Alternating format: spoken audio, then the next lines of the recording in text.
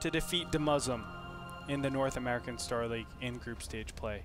That is something that I'm looking forward to see if Demuslim can hold up. I have faith in my boy. That's why I voted for him. You know, I looked at last season and I said, man, I would have been exactly like Bitter. I would have been like, oh yeah, Demuslim, he's on and off sometimes. He's not consistent sometimes. But no, he's consistent in the NASL, and I will never vote against him. Demuslim lost to Demago last season. That's who it was. In group stages? Yes. Really? Yeah. I'm looking at it right now. He lost to he went 6-0 after defeating Hero, and then lost to Hasu and Demago. I don't believe I don't believe it. History doesn't lie, man. Frodan, I don't believe it. I choose not to believe it. It was a big thing because Hero, he beat Hero to get the tiebreaker advantage over him for the division win, and then he had to just win one of his last 2 matches, and he lost to Hasu and he lost to Demago. So it's all rushing back to me. So yeah, so now this would be the 4th series that Demuslim. I'm sorry. Lost. That's okay, because regardless of what happened, it's just kind of we're used to Demuslim winning in NASL. Demuslim, of course, the blue Terran from Team Evil Genius's raid call in the bottom right corner. And we're also used to this player winning a lot, but he hasn't been able to really do it since the beginning of this year when he was just so dominant in at places like Kiev. It's MMA from Team Evil Genius's raid call. Now, I'm really curious to see what MMA is going to be doing with this team situation, but I want to see also, does that mean MMA is going to be traveling to a lot more foreign events? Because that'd be really cool to see MMA like back at MLG. If you can remember last year when he won in Columbus, the huge waves of crowds saying MMA, MMA, and really just basically putting him in tears. It was an awesome moment, I feel like, in esports, because the crowd was awesome. It was the peak of StarCraft 2 popularity, and I just really hope to see that kind of MMA return. I have to agree with you. I would love MMA to be a little bit more relevant. Not relevant. Wow, that's the worst word I could use. A little bit more active in the international scene, as I feel like his personality is awesome. I still remember him at IPL when they did the GSTL finals. And man, the amount of emotion that he had in those games when he played against Squirtle, and when that disconnect happened, not only was he the happiest person in the world, but he's also like just one of the most emotional people, just in his face when he's playing. It's really, really cool to see. So if you can go and check him out at a real live event, that would be awesome. MMA, go to foreign events, go. I'm sure he heard you, Andre. I bet MMA is watching this cast and says, you know what, Gretorp is right. Let's go to foreign events. He's gonna call up his people and be like, all right, Jessica, send me to an event. She's like, no. And he's like, all right. And he calls someone else. MMA is opening up for a quick factory, but straight into, sorry, a quick command center, but straight into a factory. Very standard build. You can even go into a Banshee, actually, straight after this as well, if you so desire. What kind of styles do you like seeing on Entombed Valley? Mech is still really strong on Entombed, right? Nowadays. I mean, it used to be Terrans love going mech, man. I remember watching a really, really, really long game with Avillo, where he played like just an hour and a half. You mean a game with Avillo? Huh? You mean a game with Avillo? You don't have to say really, really, really long game. It's redundant, Frodan. Oh, no, Demuslim! That's scary. Yeah, it's the simple marine poke, similar to game number 1. Correct. Which means that Demuslim. I'm sorry, go on with your Avillo thing. No, I was just saying that mech is really strong, just because you can control the corridors very easily with just a couple sensor towers. Ooh, nice little trade again. Just kidding, my replay's a little bit behind. Anyways, I think mech is pretty good on Entombed, just because, again, 3 bases is pretty easy to secure as well, and you can protect all the 3 bases, making you impervious to drop. The ledges are a little bit hard to kind of use the airspace to your advantage as well. So that was just my train of thought when we say mech on Entombed. Yeah. No, I think it's definitely both styles are pretty relevant on this map. I don't think there's a clear advantage for either of them. If anything, I would say like 51-49 in favor of mech, but that's still to be, I think, discovered or sampled. But as we have it, we can see both players being equally greedy. Command centers going down third command center is going down. Demuslim doing it nice. It's important to know MMA has had this style of aggression and a lot of aggression. Like, his build is actually built not to defend anything. It's built to only put on pressure, and directly after that, he actually takes a lot of expansion. You can see at home, I mean, none of this actually gives him the defense against something like a siege tank plus marine attack. And that's a big problem. And oh no, Hellions! A lot of Hellions and fresh mules for the picking as the Hellions, they back off, let the mules live for now. Not trying to be too greedy, and just like that, gets in and gets out. 6 workers killed. That's more than enough. Income tab showing 34 to 37. And as you can see, that's actually really messed up the mining of Demuslim. And that's all you need to really equalize the starting advantage. I mean, the whole deal of Command Center first is to get that super fast Command Center so you have more mules and more SCVs. Now look at the difference. It's not that big. So nicely done by MMA. Yep. Now Demuslim is just going to squeeze out his third Command Center and try to position it. Much better time compared to MMA, who's been trying to doing it third Command Center the entire series long, trying to always squeeze it and be greedy.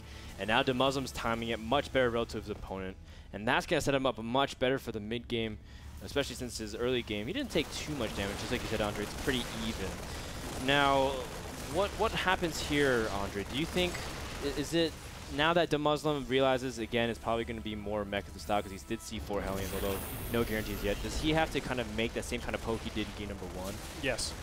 You need to do that. I mean, this Entombed Valley is actually a great map to be doing that.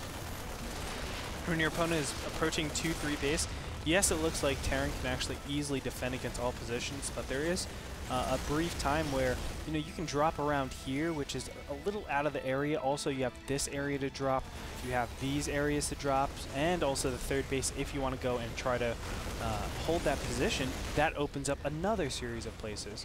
So to actually turret ring that, you're going to invest, let's say, 1, 2, 3, 4, 5, 6, 7, 800 minerals just to get a turret surround to be completely safe.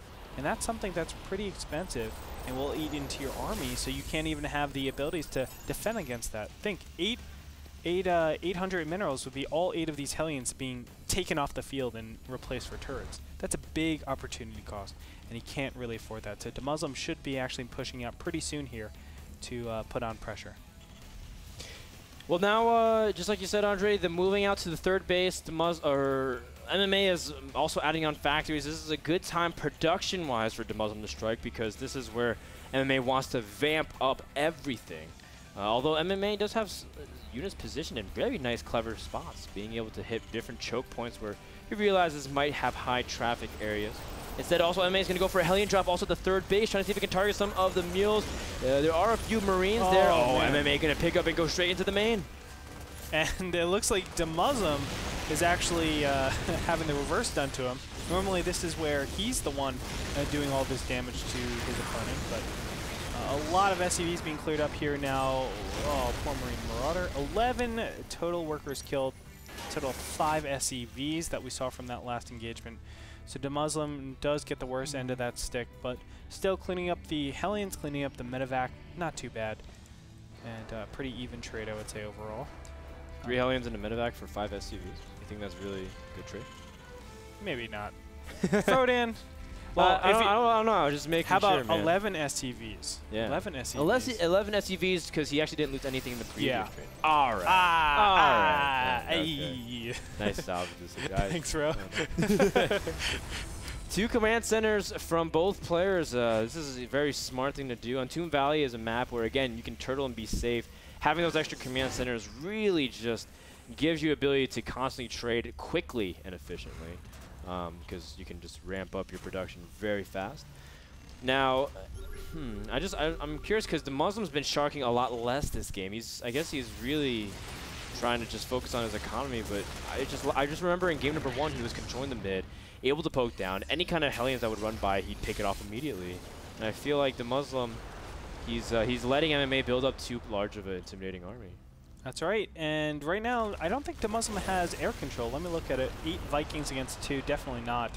So he can't even stagger drop, which is a big problem. You know, actually, I got tweeted before about Boxer actually innovating the style of stagger dropping and really being able to do a lot of damage. And as TVT started to evolve, these Viking-centric builds from the meching turns actually came through, where they would take very drastic measures to make sure they have map control, or excuse me, air control.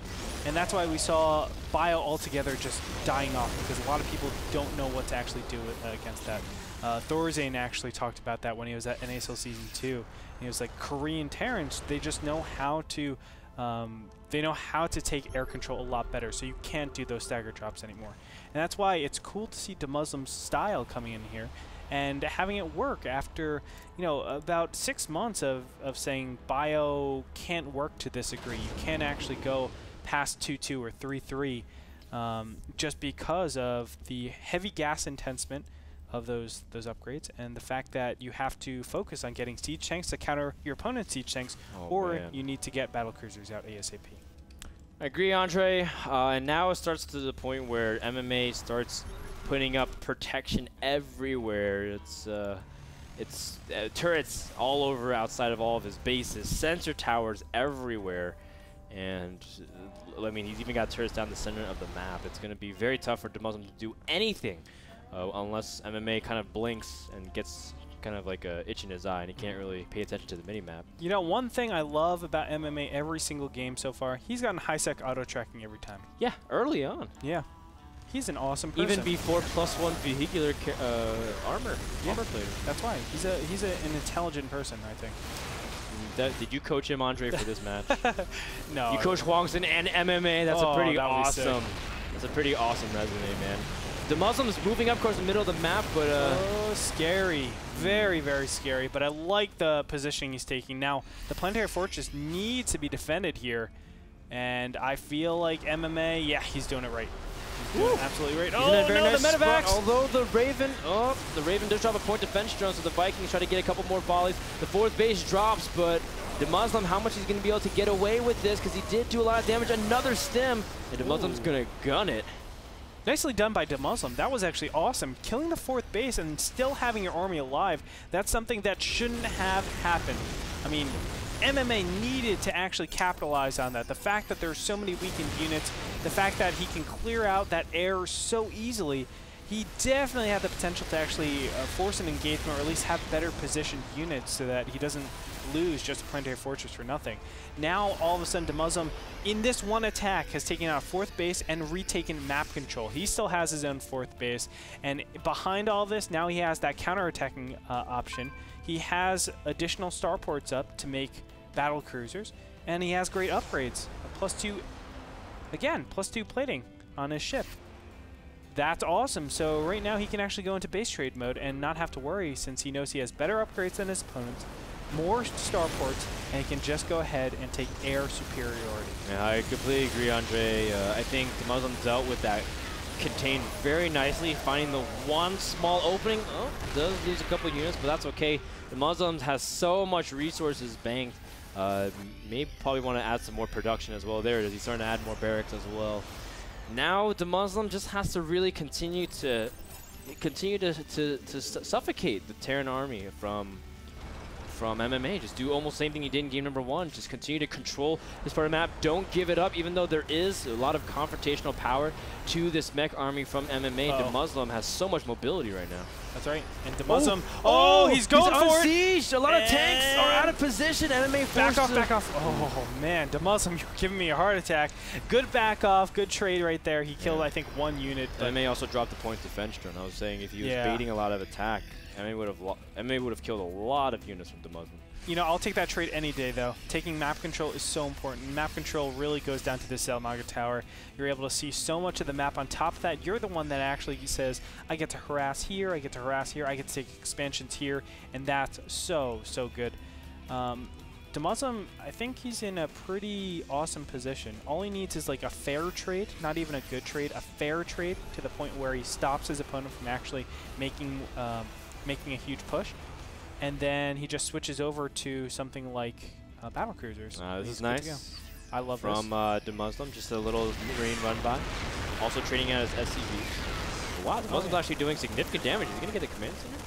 Nah, he's not. But, I mean, MMA also still has his 4th base. The Muslim's starting to think about continue to just do his run bys as another pack of units kind of perusing around the bottom half of the map. Again, the Muslim's transitioning into air, and he does have a good number of Viking upgrades because he does have that +2 armor. +3 will finish, and that's going to be super significant as well. I really like this planning from the Muslim from start to finish. Yeah. Of all his upgrades. And oh my god, this planetary fortress, it's going to go down before MMA can do anything. This trade is awesome.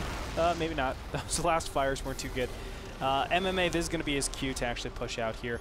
But does he have the material to actually defend or to do a substantial amount of damage to the Muslim? I actually want to say no. 3 battle cruisers are in production. Let's look at the Viking count, 17 to 15. Yes, there's 1 Raven, but remember, if we look at the energy, not even 1 PDD, but 1 PDD is equivalent to 1 Viking. No, you're right, Andre. This is going to be a tough fight for MMA to win, but no, the Muslim has a really good position. Can he do the upset here? The Vikings are chasing the other Vikings in hot pursuit. MMA also bringing his SCVs. And you need to repair with the SCVs, not engage with them. The SCVs are just taking the damage. They're buffering. MMA trying to focus a lot more on the Viking fight, and he lost it. The Muslim also has 1 battle cruiser taking away the siege tanks. That's all it takes, man. 1 cattle bruiser to win the game. It's like, this is the Lord of the Rings, man. That's the Lord of the battle cruisers. The battle cruisers also starting to work on the siege tank count. The Muslim at this point doesn't even really care. Another medevac could drop. He's going to be doing the scattering all over the siege tank. Can the Muslim break through? If he does, MMA is broke. He's got no way to be able to remax on this. The Muslim, I think he's done it. He's got the opportunity. He just needs to take care of all these tanks, and MMA can't remake it. Look at how slow the Vikings kill the battle cruisers. It's like tickle, tickle, tickle, because it's, yes, they're armored units, these battle cruisers, but they have 6 total armor. 6 armor, Frodan. That means how much damage? 9 damage each time. How many times does 550 divide into 9? I'll leave that for a little bit later. 160 supply to 80, and the Muslim has just such a large advantage. He's going to chase with a battle cruiser. No, he's recalling it back home, but at this stage, the Muslim has such a large advantage. He may not know how much reinforcement, but we all know MMA has no real economy left to really sustain a remax unless the Muslim gives them another 5 to 10 minutes. This is classic Bio, and it's also classic Demuslim with his dominance, man. He is on top of things, denying the 4th base yet again. This is just the nail in the coffin. And by the way, I did the math. It's 61 shots, and since Vikings fire twice, it's going to be 31 shots just to kill a single battlecruiser. Wow. Not looking too good for MMA, as he's dwindling in numbers in terms of army count, in terms of economy, Viking count, and everything. Nice little hunting run by in the bottom center, kills off another 8 to 10 workers or so. But the Muslim, he can trade those things. He's still got another command center that he can just float out. In fact, it's almost getting to the point where he can just float his main as well to another base. The Muslim with full map control, containing his opponent. MMA doesn't really have a strong army. He can't confront. And the biggest thing is that he doesn't have an upgrade. He doesn't have upgrades to really combat this battlecruiser Viking army with bio support. The Thor trying to run, but the tanks are in the way. Flank from the north as well. The Muslim is about to close out the series. Andre is about to give MMA his 2nd loss in the North American Star League. The Muslim at 187 supply. GG. And the Muslim takes game number 3, ends the series, and stays undefeated in the North American Star League season number 4. And he's so handsome.